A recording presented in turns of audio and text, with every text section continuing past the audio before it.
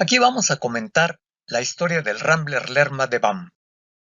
Esta historia empieza a mediados de 1979, cuando un grupo de gerentes de BAM opina que el patrón ya se merece un coche nuevo. Resulta que don Gabriel Fernández Sayago, que para entonces tenía ya 33 años de director general, seguía manejando su Classic 76 porque ya no había habido ningún coche grande dentro de BAM.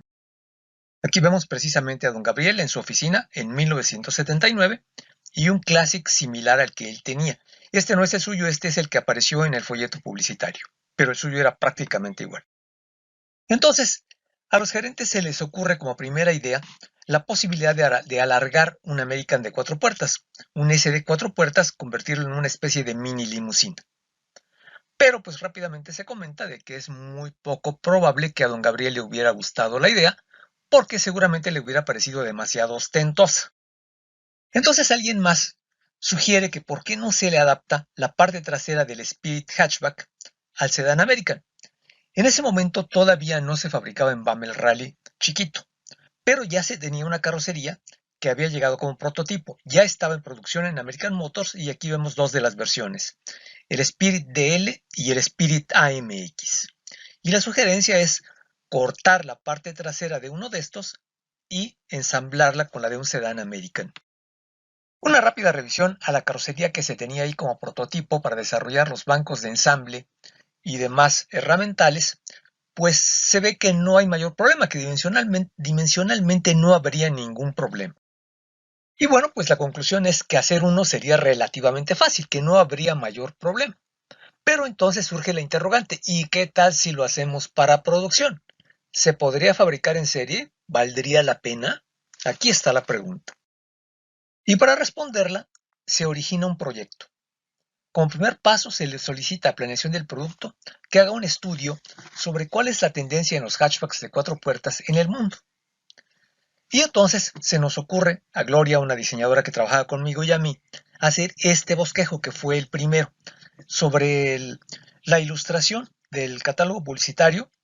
Le pegamos la parte, le dibujamos lo que podría ser la parte trasera del rally y todavía conservo el original de este que hicimos para ver cómo se veía.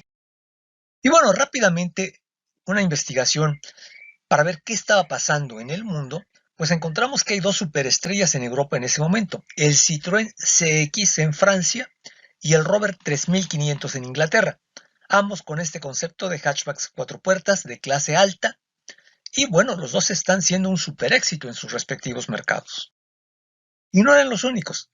Había otros como el Renault 20 y 30, el Volkswagen Passat, que en Estados Unidos se llamaba Dasher en esa época, el Lancia Beta y algún otro.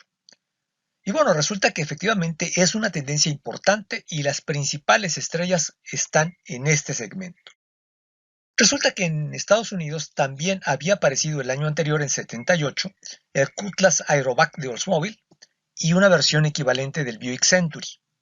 Y sabíamos con toda certeza que estaba a punto de aparecer en el mercado el Chevrolet Citation modelo 1980.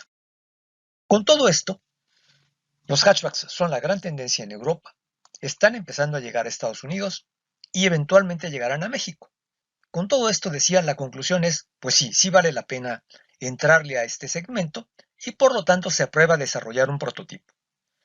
Lo que en ese momento no sabíamos es que ese eventualmente se llevó 30 años.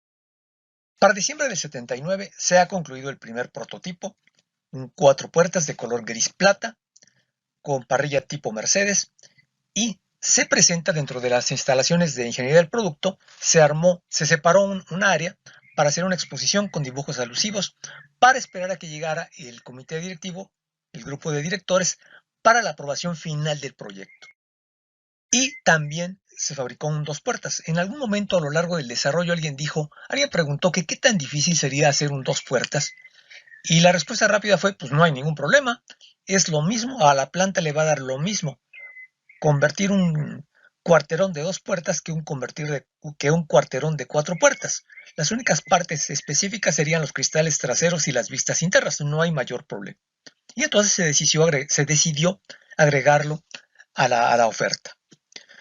Decía, aquí estamos en el momento en que se buscaba la aprobación final, estamos a mediados de diciembre y era el último día de labores de 1979. En esa época, lo que se hacía en Ingeniería BAM era que un mes antes empezábamos a pagar días de vacaciones trabajando los sábados. Era una modalidad que nos convenía a todos. A la empresa le convenía porque se juntaba el trabajo en esa época y a nosotros los empleados nos convenía tener 3 semanas de vacaciones a fin de año. Entonces recuerdo muy bien que llegan los directores, revisan los coches con mucho cuidado, muchos de ellos todavía no los habían visto en persona, y pues obviamente se aprueba el proyecto se aprueba unánimemente. Y cuando salimos ya con la adrenalina y demás, fascinados de que bueno, pues nuestro bebé, nuestro prototipo ya se aprobó y ahora tenemos que desarrollarlo. Sí, dice un amigo, sí, creo que ya nos sacamos la rifa del tigre. ¿Y ahora cómo le vamos a hacer? Y dice otro amigo, mira, ahorita no nos vamos a preocupar, nos vamos de vacaciones y ya en enero a ver cómo le hacemos. Y bueno, no hubo mayor problema, sí costó trabajo, no fue fácil, pero no hubo ningún problema demasiado grave. Así llegamos a octubre de 1980, apenas un año después, menos de un año después, cuando se lanza al mercado el Lerma 81, en versiones de 2 y de 4 puertas. Bájese de la monotonía y súbase a un Lerma 81, el coche nuevo. Conózcalo el próximo domingo.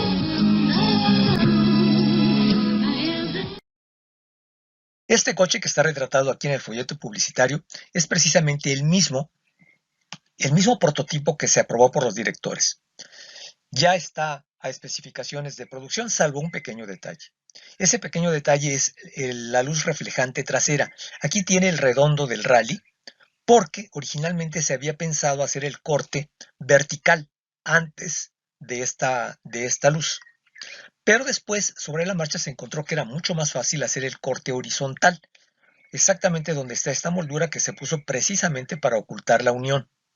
Entonces se utilizó el marcador lateral rectangular del American. Todo lo demás ya es igual, ya tiene especificaciones de producción. Aquí vemos la versión 2 puertas, es precisamente el otro prototipo que se aprobó en un color bronce y está, salvo el mismo detalle de la luz trasera, lo demás ya es con características para producción. Los interiores de alto lujo, y esto tiene una explicación.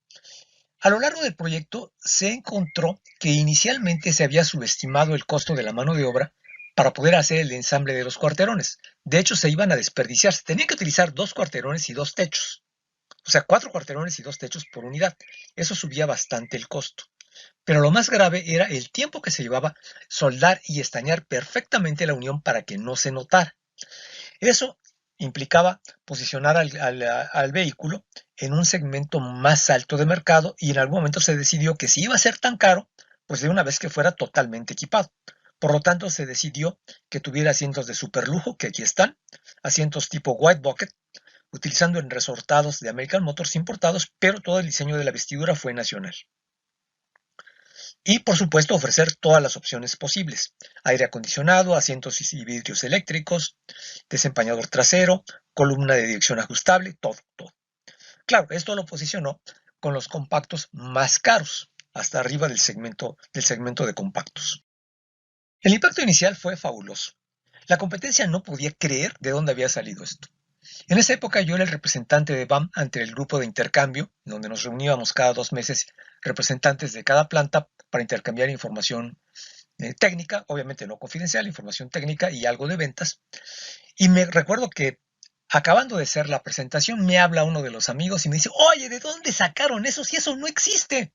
Pues claro que no existe, lo inventamos nosotros. No podían creer que nosotros hubiéramos hecho un estilo de carrocería propio. La gente de AMC también estaba impactada de cómo le hicieron para hacer eso. Recuerdo que vino Larry Hyde de visita y todavía al mero principio del desarrollo le enseñaron el prototipo, don Gabriel le enseñó el prototipo y le pidió a don Gabriel, Larry, que si se lo podía enviar un tiempo a Detroit para que lo evaluaran, porque a él le gustaría mucho producirlo en Estados Unidos. Y después, bueno, llegó una carta de respuesta del propio Larry diciendo que desgraciadamente los métodos artesanales no usaban esa palabra, pero se referían a los métodos artesanales de fabricación de esta carrocería eran imprácticos para American Motors, puesto que allá los sueldos son obviamente mucho más caros y que en ese momento no había dinero para herramentar el cuarterón, que eso era lo que nosotros queríamos. Nosotros queríamos que herramentaran el cuarterón para que se pudiera hacer de una sola pieza y nos bajara enormemente el costo. Pero no quisieron. Y además dijeron algo que en ese momento no entendimos bien, pero que tenían toda la razón, que el mercado, por lo menos en Estados Unidos, no estaba dispuesto a pagar un excedente, un premium, por una carrocería hatchback, que allá se preferían las cajuelas. Y resulta que eso fue cierto en México durante los siguientes 30 años. Entonces, después de este impacto inicial, resulta que al poco tiempo aparece el Datsun Samurai. Y bueno, la gente opina de inmediato que es una copia del Lerma. No sabían que el Samurai en realidad en el mercado de origen, en el país de origen, en Japón, la versión del Datsun A10 había salido antes que el Lerma. Y todavía más claro, a principios de 82, aparece el Citation de General Motors en México. Pero ya tenía 2 años en Estados Unidos. Mucha gente dijo, otro que copia al Lerma. En realidad era lo contrario. Pero BAM se movió tan rápido para desarrollarlo que salimos antes, llegamos al mercado antes que ellos. Después de los éxitos iniciales y ya que pasó la euforia, resulta que salen los problemas. Los clientes típicos de BAM se compraban los Ramblers aún los equipados, se desmayaban al escuchar el precio. Les parecía exageradamente caro para hacer un Rambler. También muchos opinan que se ve muy vacío, que se ve muy austero para ser un vehículo de lujo. Y aquí la razón fue que se pretendía darle un toque europeo con poco cromo, pero a la gente no le pareció. Otra gran queja, con toda razón, es que la cajuela era casi inexistente porque se decidió erróneamente instalar una cubierta rígida en la parte trasera. A pesar de que se utilizaba la refacción pequeña, la de alta presión, de todos modos el espacio para equipaje era casi una burla. ¿Quién era la competencia? No había obviamente ningún competidor directo, puesto que no había ningún hatchback, pero pues la gente por precio, como sedán de 4 puertas, compacto, digamos caro, pues se comparaba, quizás el más directo era el Malibu Classic, sedán de 4 puertas, y en cuanto a los modelos de Chrysler, en precio estaba más o menos a la mitad entre el Dart equipado y el Evaron con menos equipo. Claro, estos tres eran V8. Sin embargo, en cuestión de comportamiento dinámico, podíamos considerar que la suspensión del Lerma era mejor y que seguramente el comportamiento dinámico en curvas era mejor en el Lerma. Aunque claro que los V8 en aceleración sí lo dejaban atrás. En cuanto a las 2 puertas estaba el Malibu Landau, el Fairmont Elite y nuevamente a la mitad entre el Dart y el Evaron de 2 puertas. Y el mismo comentario. Los interiores, podemos ver que el Dart y el Fairmont en interiores estaban muy por debajo del Lerma.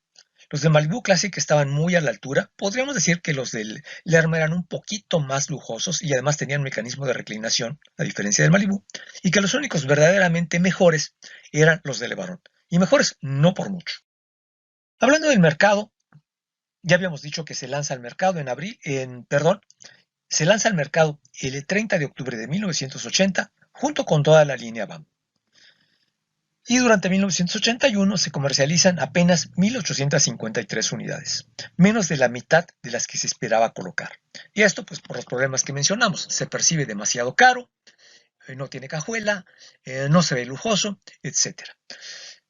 Poco después de que salió se decidió hacer una campaña publicitaria muy elitista, lo cual no a todos nos parecía muy correcto que fuera un enfoque tan elitista de que bájese de su yate y súbase a su Lerma o bájese de su penthouse y súbase a su Lerma, pero fue un intento de la agencia publicitaria, Augusto Elías, para vencer la resistencia al precio y tratar de convencerlo como un modelo aspiracional, de sentir que sí, que efectivamente el Lerma tenía una connotación de estatus, que medio funcionó. Bájese de su yate, bájese de su helicóptero, bájese de su caballo pura sangre, bájese de su penthouse y súbase a un Lerma 81 de VAM, el coche nuevo.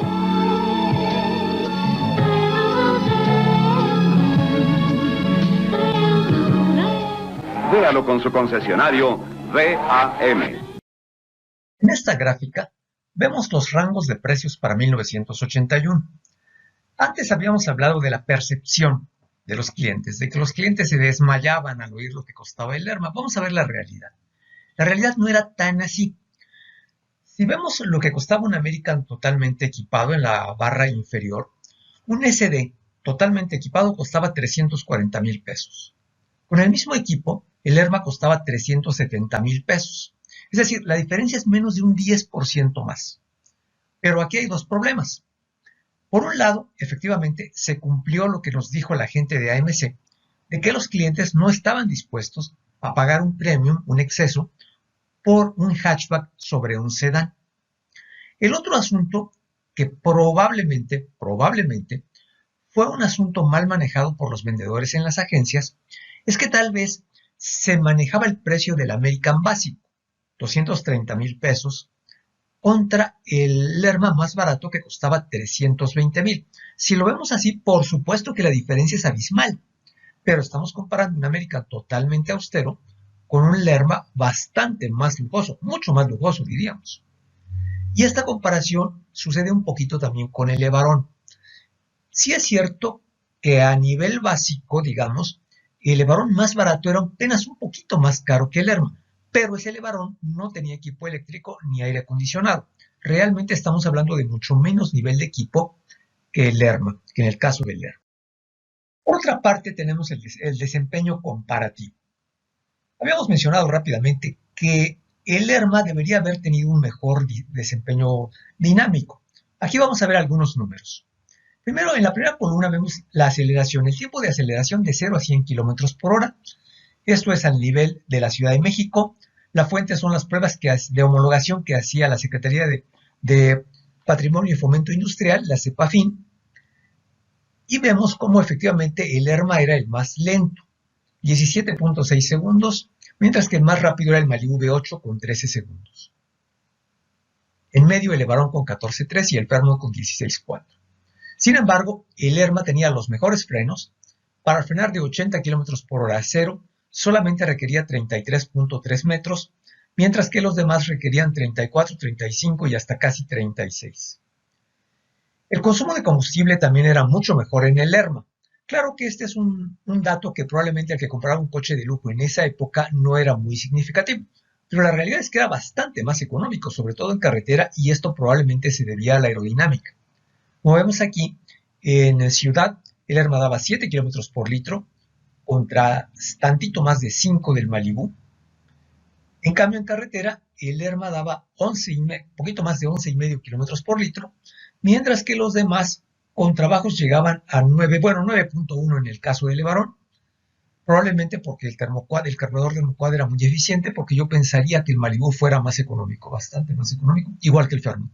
Pero bueno, estas son las cifras oficiales, según lo que se obtuvo en las pruebas en el Autódromo Hermanos Rodríguez. Para 1982 se corrigen prácticamente todos los errorcitos y problemas. Se le agrega mucho más cromo, a mí me gusta mucho la apariencia del 82, y sobre todo se instala el asiento trasero abatible de la camioneta. Se quita la cubierta rígida atrás y entonces es como si fuera una camioneta, que es lo que debió haber sido un hatchback desde el principio. Ahora sí tiene mucha capacidad atrás. Claro, doblando el asiento tiene muchísima capacidad. Aquí vemos una página del folleto publicitario. Alcanzamos a ver que el volante tiene forro de piel.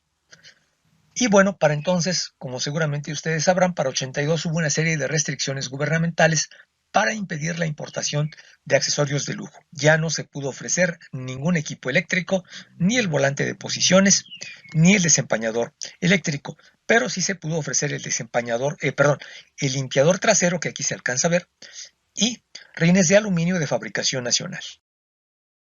Muy bien, muy bonito.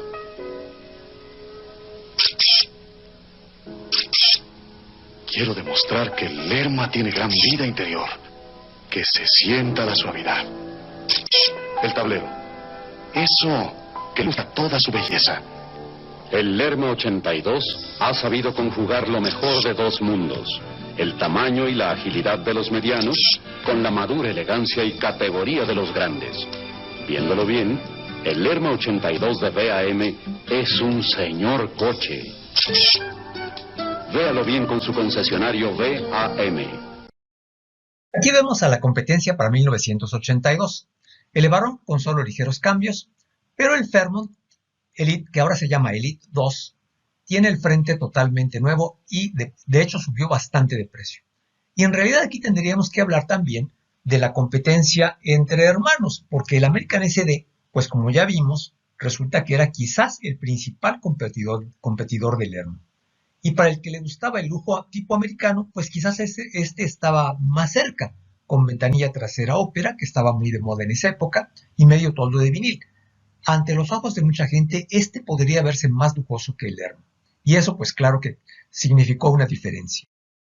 Este modelo se presenta al mercado el 31 de octubre de 1981, pero solamente se comercializan 712 unidades durante el año calendario de 1982. Y esto tiene que ver principalmente con la tremenda crisis a raíz de la devaluación del peso frente al dólar en febrero de 1982, con la caída total y estrepitosa del mercado automotriz y de todos los mercados, de hecho.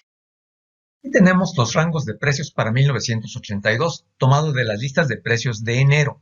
Aquí hay que recordar que en esa época, gracias a la tremenda inflación que vivía el país, los precios de los coches aumentaban cada 3 o 4 meses, de manera que había que tener tener la referencia de qué mes estamos hablando.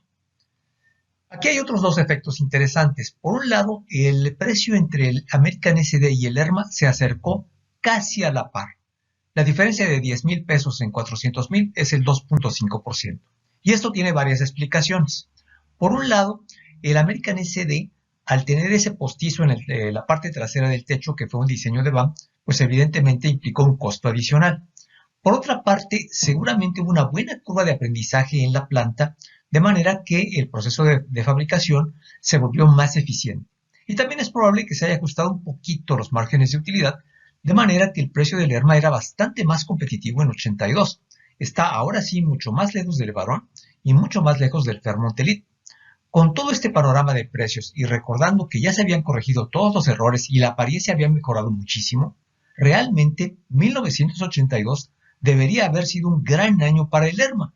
Desgraciadamente no ocurrió así, y esto pues principalmente por la situación macroeconómica, desgraciadamente.